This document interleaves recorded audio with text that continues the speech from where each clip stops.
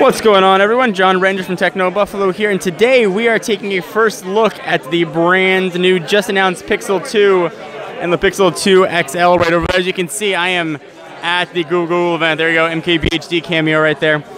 So a lot to like about these phones. Let's start with the screens. So the screen on the Pixel XL 2 that I have right here stayed the same. It's 5 inches, but the XL jumped from 5.5 to 6 inches. The technology, though, changed. Both phones are now utilizing OLED panels. The XL still has a full HD screen, so that's 1920 by 1080, whereas the Pixel XL2 has jumped up to QHD. Powering this guy, you've got a Snapdragon 835, 4 gigs of RAM, available in 64 or 128. You'll notice on the bottom, though, there's something missing on these phones. We are missing a headphone jack. That is now gone the way of the Dodo and the iPhone. What we do have, though, is a aluminum unibody back. It sort of has a texture on it, so it doesn't feel quite like aluminum. But because the back is metal, wireless charging is not going to be here.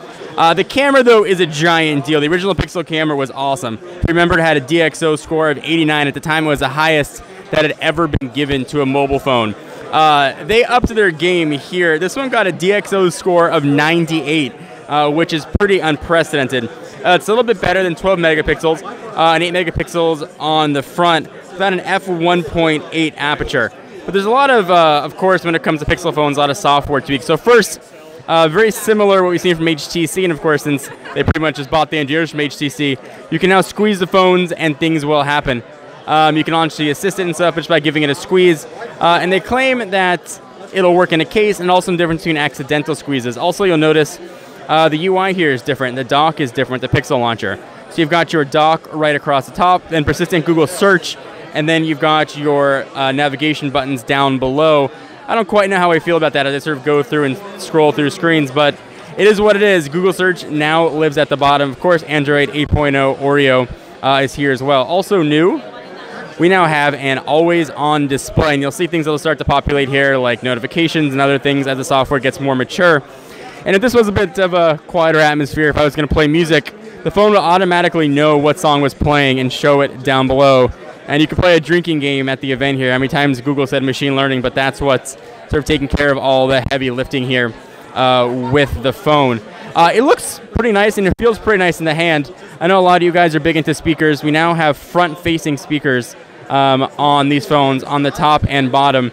And spec-wise, the XL and the regular Pixel are almost identical, save for the screen size and resolution and battery size here. So the XL is going to have a battery of about 2760, whereas the Pixel is going to have a battery of 2760, whereas the XL is about 3520. Going to be available October 19th for $649 or $849. The colors are white, blue, or black. I pretty much called it. You'll see, though, they did do a sort of a pop of color on the side. You can see right there on the XL. You've got an orange home button. I will say, though, the OLED technology on these screens look really nice. And you can clearly see a difference here. I don't know if that difference is going to translate over to YouTube, but I want you guys to get a real quick early look at these phones. The big question here is, what do you think? Is it worth an upgrade? Is it something that you want to move from an original Pixel, going to switch from another Android device, or move from an Apple phone? I'd love to hear your thoughts on it. This is a real quick first look at the brand new Pixel XL2.